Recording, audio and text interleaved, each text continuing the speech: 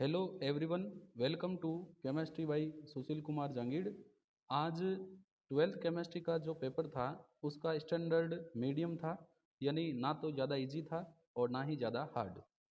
इस वीडियो में मैं आपको ट्वेल्थ केमिस्ट्री बोर्ड एग्ज़ाम 2024 का जो पेपर है इसका कंप्लीट सॉल्यूशन करके बताऊंगा। तो हम ले रहे हैं पेपर, और पेपर का पहला जो खंड है ए, इसमें जो क्वेश्चन है देखो।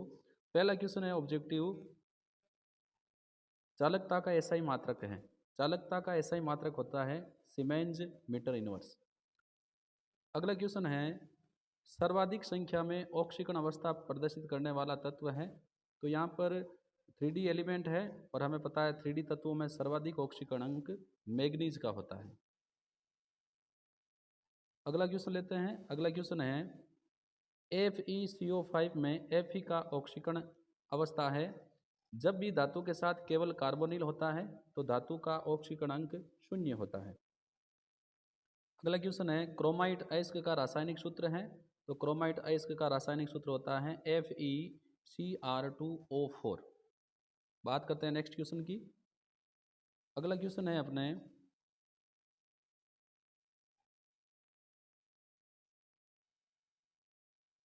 एक मोल COCl3 5NH3 विलयन में अधिक के AgNO3 विलयन मिलाने पर अवक्षेपित AgCl के मोलों की संख्या होगी। तो राइट आंसर हो जाएगा 2। हीमोग्लोबिन में उपस्थित धातु सबको पता है आयरन। अब लेते हैं अगला क्वेश्चन। उभयदंतुक लिगेंड है। तो देखो इसमें NO2 माइनस उभयदंतुक है। ये नाइट्रोजन से भी लोन पेयर दे सकता है और ऑक्सीजन से भी दे सकता है। बात करते हैं अगले क्वेश्चन की। मेडो स्वीट से प्राप्त यौगिक हैं। ये बुक से एज इट उठाया हुआ है, जैसा जैसा बुक में लिखा हुआ है। सेलिसिल एल्डिहाइड। अगला क्वेश्चन है एक यौगिक दिया गया है, इसका आईयूपीएसी नाम है। तो देखो बेंजीन में 2 कार्बोक्सिलिक एसिड हैं, तो हो जाएगा benzene 1,2 di carboxylic acid. Option B is correct. अगले क्वेश्चन की बात करते हैं। अगला क्वेश्चन है नाभिक स्नेही योगात्मक अभिक्रियाओं में कार्बोनिल कार्बन की संकरण अवस्था में परिवर्तन होता है। तो देखो कार्बोनिल कार्बन जो होता है वो पहले तो होता है एक सिग्मा यहाँ, एक यहाँ, एक यहाँ। ये पहले होता है sp2, लेकिन जैसे ही नाभिक स्नेही योगात्मक अभिक्रिया होती है यहाँ इलेक्ट्रॉन स्नेही जुड़ता है और कार्बन पर जुड़ता है नाभिक स्नेही। तो यहाँ पर इसका संकरण बाद में क्या हो जाएगा sp3। तो पहले संकरण होता है sp2 और बाद में क्या हो जाएगा sp3। अगले क्वेश्चन की बात करते हैं। ट्राईमेथिलेमीन में नाइट्रोजन की संकरण अवस्था है। तो देखो ट्राईमेथिलेमीन की संरचना होती है पिरामिडीय, एक लोन पे नाइट्रोजन पर और बाकी 3 मेथिल समूह नाइट्रोजन से जुड़े होते हैं। तो नाइट्रोजन 3 सिग्मा बंध बनाता है और एक बनाता है, एक इसके पास है लोन पेयर। तो टोटल बॉन्ड हो गए 4, तो संकरण अवस्था हो जाएगी sp3। अगला क्वेश्चन देखो। जलीय विलयन में सर्वाधिक सारी प्राबल्य दर्शाने वाला यौगिक है। तो ये एथिलेमीन वाले हैं। तो जलीय विलयन में सर्वाधिक होता है 2 degree ethylamine. Option B is correct. अगला क्वेश्चन देखो। निम्नलिखित में से द्वितीयक एमीन है। हो जाएगा एन मेथिल एथेनामीन। इसका फॉर्मूला है CH3NH C2H5। यहाँ पर नाइट्रोजन से 2 एल्किल समूह जुड़े हैं, तो ये कैसी हो जाएगी सेकेंडरी एमीन। अगला है गोलिकाकार प्रोटीन है इंसुलिन। अगला क्वेश्चन है ग्लूकोज एक है। तो ग्लूकोज में कार्बन परमाणु की संख्या 6 होती है और इसमें एल्डिहाइड समूह होता है, तो एक ये एल्डोहेक्सोज है। अगला क्वेश्चन देखो। दुग्ध शर्करा है, सबको पता है लैक्टोज। मोलरता की इकाई है, तो मोलरता की इकाई हो जाएगी मोल प्रति लीटर। अगला है हेनरी के नियम का गणितीय रूप है। तो एम समानुपाती पी और समानुपातिक निशान हटाएंगे तो के गुणा पी। अभिकारक अणुओं के सर्वाधिक अंश की गतिज ऊर्जा को खाली जगह कहते हैं। ये हो जाएगी अति संभाव्य गतिज ऊर्जा।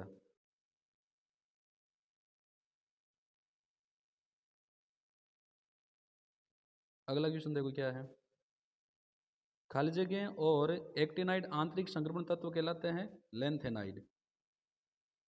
लेंथेनाइड और एक्टिनाइड आंतरिक संक्रमण तत्व कहलाते हैं।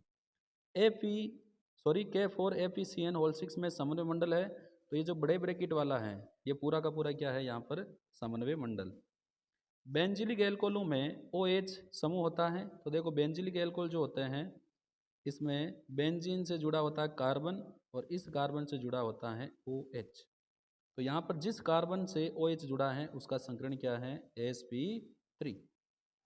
अब बात करते हैं अगले क्वेश्चन की।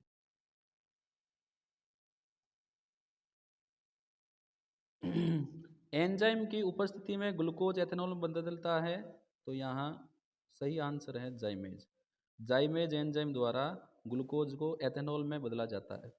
सोडियम बेंजोएट का उपयोग किसके रूप में होता है, खाद्य परिरक्षक के रूप में।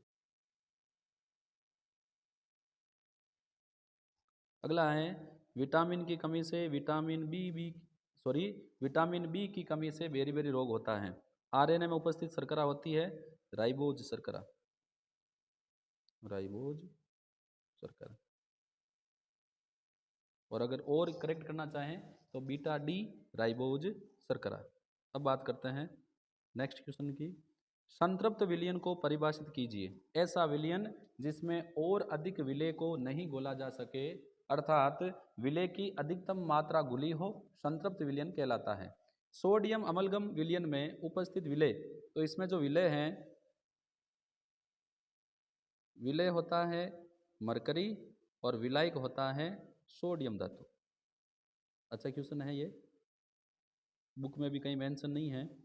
वेग बराबर के ए की पावर हाफ बी की पावर 3/2 उपरोक्त तो वेग व्यंजक वाली अभिक्रिया की कुल कोटि, तो मैंने बताया था ऐसी कंडीशन में आपको जो पावर उसको जोड़ देना है।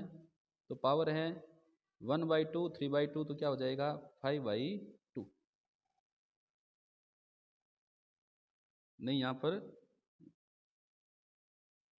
हाफ है, हाफ प्लस 3/2, तो ये हो जाएगा 4/2, यानी कितनी हो जाएगी कोटि 2। अगला क्वेश्चन देखें। इलेक्ट्रॉन्स नहीं प्रतिस्थापन अभिक्रिया के लिए एनिसोल में उपस्थित OCH3 समूह का निर्देशी प्रभाव होता है, तो इसका जो निर्देशी प्रभाव होता है वो होता है ऑर्थो व पेरा निर्देशी। अगला क्वेश्चन देखो। फिनोल की ब्रोमीन जल के साथ अभिक्रिया से प्राप्त अवक्षेप का रासायनिक नाम लिखिए। तो फिनोल की ब्रोमीन जल से अभिक्रिया करते हैं, तो फिनोल की दोनों ऑर्थो और पेरा स्थिति पर Br जुड़ जाता है, इसका नाम हो जाएगा 2, एक तो फिनोल को मिलेगा, इसका नाम हो जाएगा 2,4,6 ट्राइब्रोमोफिनोल। अगला क्वेश्चन देखो।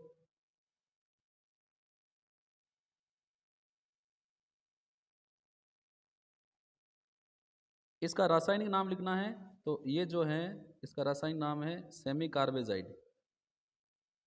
ये एमीन अमोनिया व्युत्पन्न है सेमी कार्बेजाइड। अगला क्वेश्चन है बेंजीन डाइजोनियम क्लोराइड और फिनोल के मध्य अभिक्रिया से बने उत्पाद का नाम लिखिए। देखो ये मैंने करवाया हुआ है। बेंजीन डाइजोनियम लवण ये है N2Cl, इसकी फिनोल से अभिक्रिया, तो ये फिनोल, यहाँ से HCl निकल जाएगा, ये आपस में जुड़ जाएंगे N2OH। इसके रेस्पेक्ट में ये है पेरा पर, तो इसका नाम हो जाएगा पेरा हाइड्रोक्सी एजोबेंजीन। पेरा हाइड्रोक्सी एजोबेंजीन। अगला लेते हैं क्वेश्चन। प्राथमिक एमिनो के लिए आइसोसाइनाइड परीक्षण लिखिए। प्राथमिक एमीन क्लोरोफॉर्म और सार जैसे KOH से अभिक्रिया कर एल्किल आइसोसाइनाइड, पोटेशियम क्लोराइड और जल देते हैं। आइसोसाइनाइड की अरुचिकर गंध होती है, इसीलिए इसको आइसोसाइनाइड परीक्षण कहते हैं। अगला क्वेश्चन देखो क्या है। गैस ए के 0.5 मोल और बी के 4.5 मोल को मिश्रित करने पर बने विलयन में ए के मोलंश ज्ञात कीजिए। तो देखो मोलंश का फॉर्मूला है अवयव के मोल बटा मिश्रण के कुल मोल। तो अवयव के मोल है 0.5 और मिश्रण के हो जाएंगे 0.5 प्लस 4.5। तो ऊपर हो जाएगा 0.5 और डाउन ये हो जाएगा 5। कितना हो जाएगा 0.1 मोल। अगला है 0.05 मोल एथेनोइक अम्ल 250 ग्राम बेंजीन में घुला है, विलयन की मोललता ज्ञात कीजिए। मोललता का फॉर्मूला होता है विलय के मोल बटा विलाय का भार।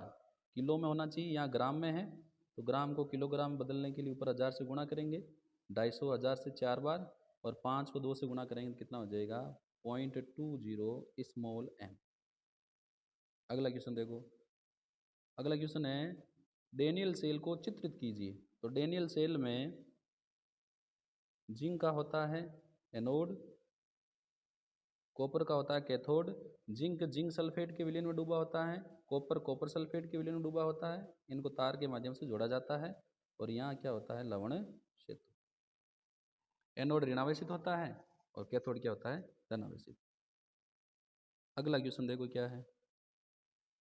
एक प्रथम कोटि अभिक्रिया के वेग स्थिरांक की वैल्यू दे रखी है, अर्धायु की गणना कीजिए। तो अर्धायु हो जाएगा टी हाफ बराबर 0.693 बटा के है 1.386 और ऊपर क्या है इंटू 10 की घात 14 है। तो ये 10 की घात 14 ऊपर जाएगी तो हो जाएगी 10 की घात प्लस की 14। इससे आंसर निकल जाएगा अपना। अगला है अंतराकाशी यौगिकों के 3 भौतिक अभिलक्षण लिखिए। ये सामान्य धातुओं की तुलना में कम आघातवर्धनीय और कम तन्य होती है। ये सख्त और कठोर होती है और इनके गलनांक और क्वथनांक उच्च होते हैं। अब करते हैं अगले क्वेश्चन की बात। संक्रमण धातुएं उत्प्रेरकीय गुण क्यों प्रदर्शित करती है? क्योंकि संक्रमण धातुओं में रिक्त डी कक्षक पाए जाते हैं, अतः ये अभिकारक से अभिक्रिया कर मध्यवर्ती संकुल बनाते हैं जो टूटकर उत्पाद देता है। क्लोरीन इलेक्ट्रॉन अपने एक समूह होते हुए भी एरोमेटिक इलेक्ट्रॉन्सनी अभिक्रियाओं में ऑर्थो और पैरा निर्देशी होता है। क्यों? क्योंकि क्लोरोबेंजीन में जुड़ा क्लोरीन के लोन पेयर इलेक्ट्रॉन बेंजीन वलय के साथ अनुनाद करते हैं, परिणाम स्वरूप क्लोरोबेंजीन की ऑर्थो और पैरा स्थिति पर ऋणावेश आ जाता है। तो इलेक्ट्रॉन डोनेटिंग यानी लोन पेयर इलेक्ट्रॉन का अनुनाद में भाग लेने के कारण क्लोरोबेंजीन की ऑर्थो और पैरा स्थिति पर ऋणावेश आता है, इसीलिए ये ऑर्थो व पैरा निर्देशी होता है। अगला क्वेश्चन क्या देखो। अगला क्वेश्चन है उपरोक्त अभिक्रिया में एक आईयूपीएसी नाम लिखिए। तो फिनोल की अभिक्रिया सांद्र HNO3 से करवा रहे हैं। तो फिनोल की अभिक्रिया जब सांद्र HNO3 से करवाते हैं तो NO2 फिनोल की ऑर्थो और पैरा स्थिति पर जुड़ जाता है। इसका नाम है पिक्रिक अम्ल और आईयूपीएसी नाम अलग देना चाहें तो 1 2 3 4 5 6 आईयूपीएसी नाम हो जाएगा 2,4,6 ट्राई नाइट्रोफिनोल। अगला क्वेश्चन है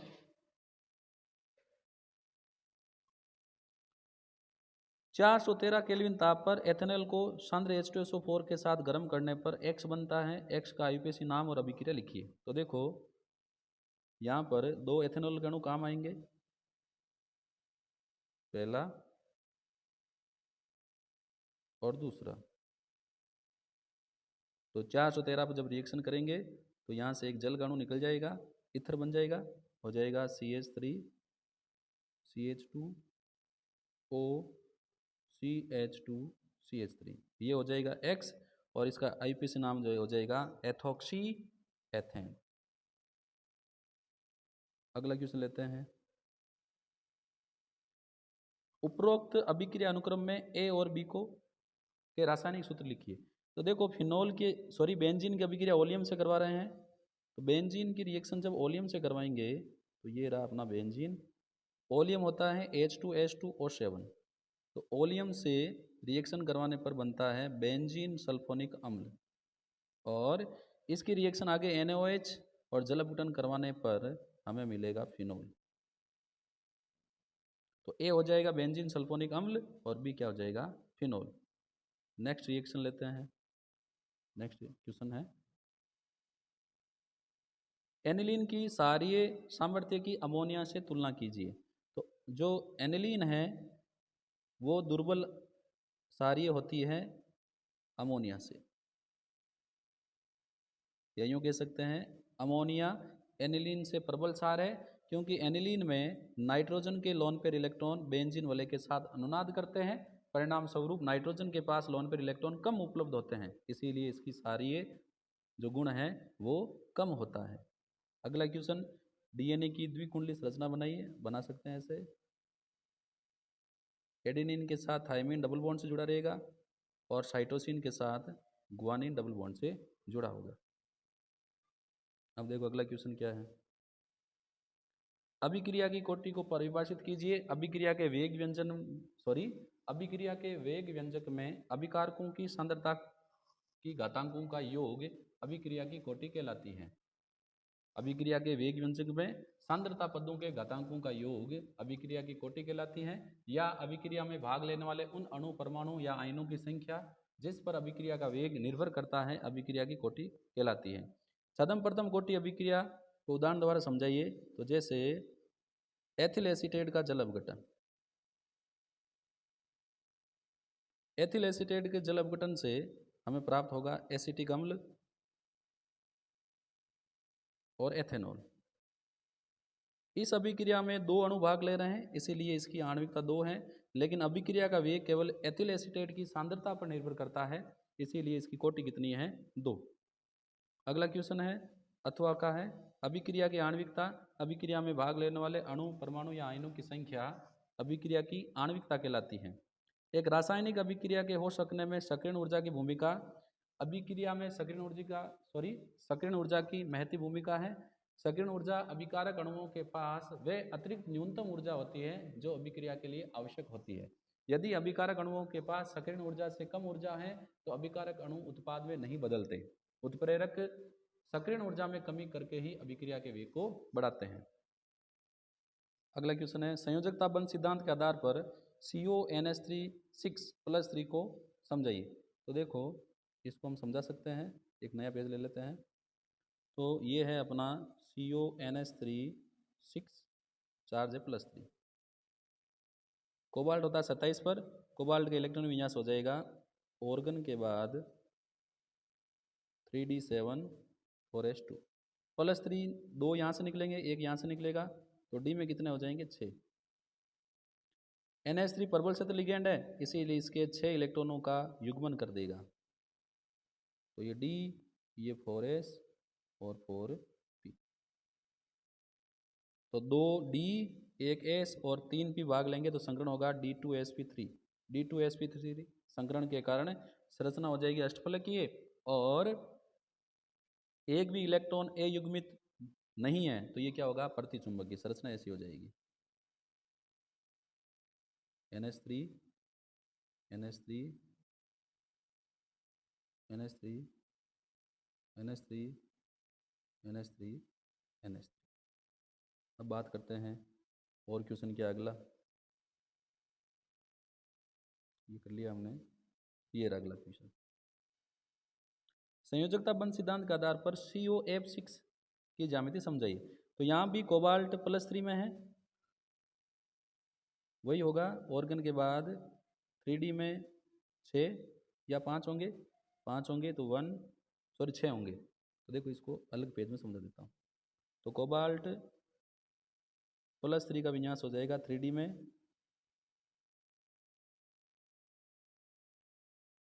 थ्री डी 7 है तो 3d में होंगे 6, 1 2 3 4 5 6, फिर है 4s 4p और 4d। क्लोराइड एक दुर्बल क्षेत्र लिगेंड है, डी इलेक्ट्रॉनों का युग्मन नहीं कर पाएगा, तो संकरण में भाग लेंगे बाह्यतम 2d s और 3p, संकरण हो जाएगा D2sp3। संरचना अष्टफलकीय होगी, 4 अयुग्मित इलेक्ट्रॉन है, तो यौगिक अनुचुंबकीय प्रकृति का होगा।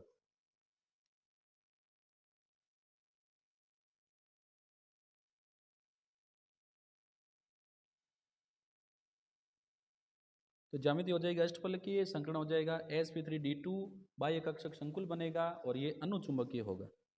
अगला क्वेश्चन लेते हैं। समावयवी हेलो एल्केनों में संकलन बढ़ने के साथ क्वथनांक कम होते क्यों? क्योंकि जैसे जैसे संकलन बढ़ता है अणुओं की आकृति गोलाकार होने लगती है और गोलाकार आकृति के कारण पृष्ठीय क्षेत्रफल घटता है। परिणाम स्वरूप वान डेर वाल्स बल घट जाएंगे तो क्वथनांक कम हो जाएंगे। समावयवी डाइक्लोरोबेंजीनों के पैरा समावयवी का गलनांक ऑर्थो और मेटा की तुलना में अधिक होता है, क्योंकि पैरा डाइक्लोरोबेंजीन की संरचना सममित होती है, इसीलिए इकाई आयतन में अधिक अणु समावेशित होते हैं, जिसके कारण इनके गलनांक उच्च होते हैं। किसी ध्रुवण गुणक यौगिक का रेशमिक मिश्रण सदैव ध्रुवण अगुणक क्यों होता है? क्योंकि रेशमिक मिश्रण में डी और एल रूप बराबर होते हैं, डी भी 50%, एल भी 50%। डी रूप जितना पीपीएल के तल को दाईं ओर घुमाता है, एल रूप उतना ही दाईं ओर घुमा देता है।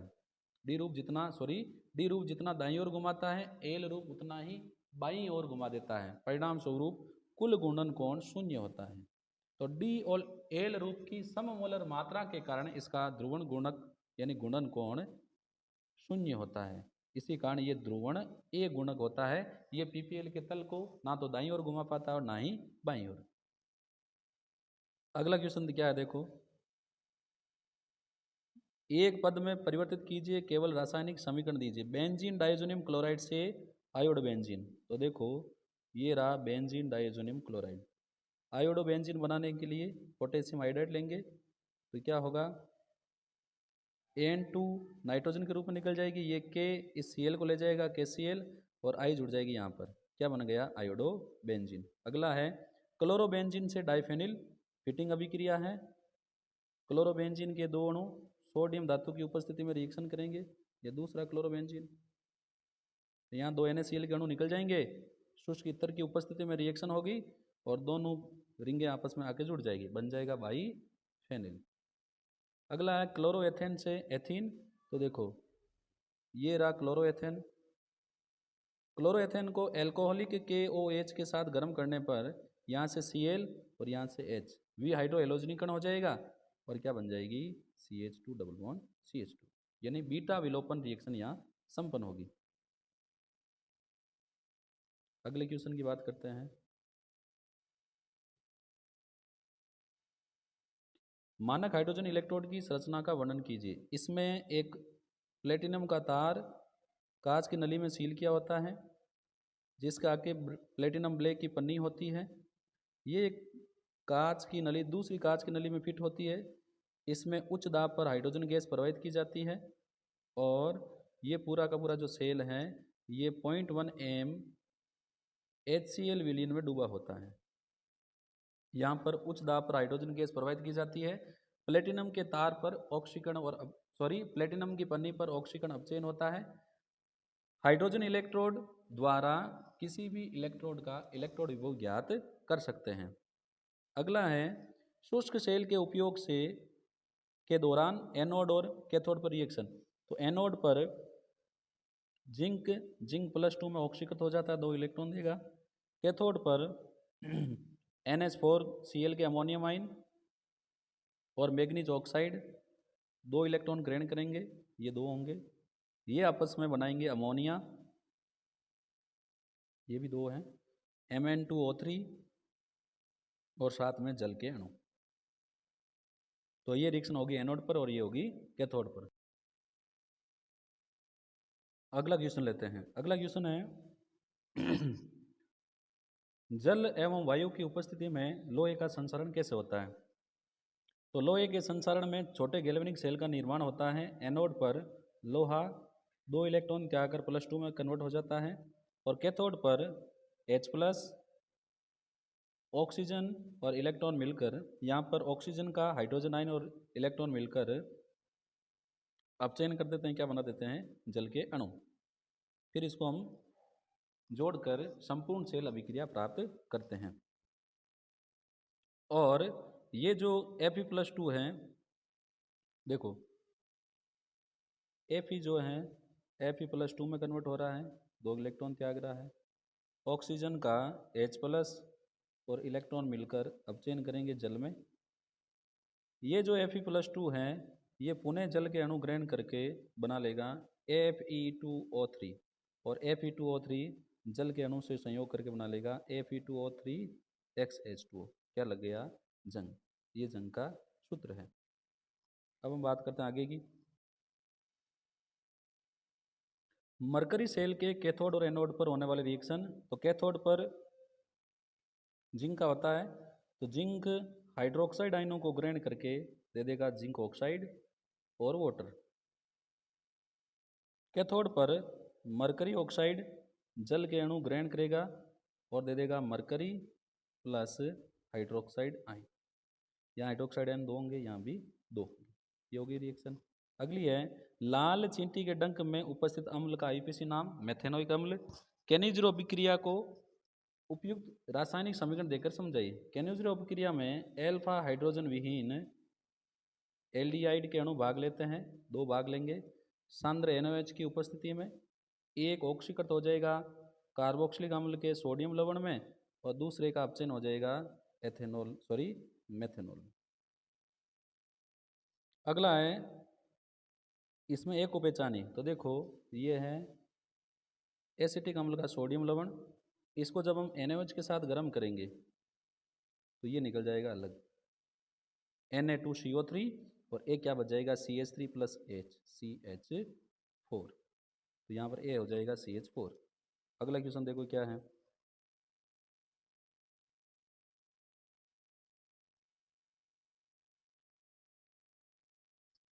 अच्छा 20वां क्वेश्चन आ गया है। अब हम इस क्वेश्चन की बात करते हैं। लास्ट क्वेश्चन है सिरके में उपस्थित अम्ल का आईपीसी नाम लिखिए। तो सिरके में जो अम्ल होता है उसका आईपीसी नाम है, जो अम्ल है वो होता है एसिटिक अम्ल और एसिटिक अम्ल का आईपीसी नाम है एथेनोइक अम्ल। रोजेनमुंड अपचयन को उपयुक्त रासायनिक समीकरण देकर समझाइए। रोजेनमुंड अपचयन में एसिल क्लोराइड का हाइड्रोजनीकरण करते हैं, उत्प्रेरक लेते हैं पैलेडियम और साथ में लेते हैं BaSO4। तो क्या होगा, बॉन्ड यहाँ से टूटेगा, एक H यहाँ एक H यहाँ, बन जाएगा एल्डिहाइड और ये H और ये Cl मिलकर बना लेंगे HCl। इस अभिक्रिया में BaSO4 का उपयोग उत्प्रेरक विष के रूप में किया जाता है। ये एल्डिहाइड को आगे अल्कोहल में अपचयित होने से रोकता है। अब देखो उपरोक्त अभिक्रिया में Z का रासायनिक सूत्र है, तो ये गाटरमान कोक अभिक्रिया है। कार्बन मोनोऑक्साइड और HCl इससे रिएक्शन करके बनाएंगे बेंज एल्डिहाइड, यहाँ आ जाएगा CH। तो यहाँ पर मैंने आपको 12th केमिस्ट्री का जो बोर्ड एग्जाम का पेपर है वो आपको कंप्लीटली सॉल्व करके दिखा दिया है। और आपने देखा होगा कि मैक्सिमम क्वेश्चन जो मैंने आप लोगों को बताए थे उन्हीं में से आए हैं। तो आप लोगों के लिए जो मेरा यूट्यूब चैनल है वो बहुत ही हेल्पफुल रहा होगा, ऐसा मेरा मानना है। बाकी कितना आपके लिए हेल्पफुल रहा आप मुझे कमेंट बॉक्स में ज़रूर बताएं और मुझे विश्वास है कि सभी बच्चे इसमें अधिकतम अंक प्राप्त करेंगे और कई बच्चे इसमें 100 आउट ऑफ 100 मार्क्स भी ला सकते हैं, क्योंकि पेपर मीडियम लेवल का था और मैंने आप लोगों को जितना भी पढ़ाया वो आपके लिए कितना हेल्पफुल रहा आप कमेंट बॉक्स में ज़रूर बताएं। हम फिर मिलेंगे, धन्यवाद।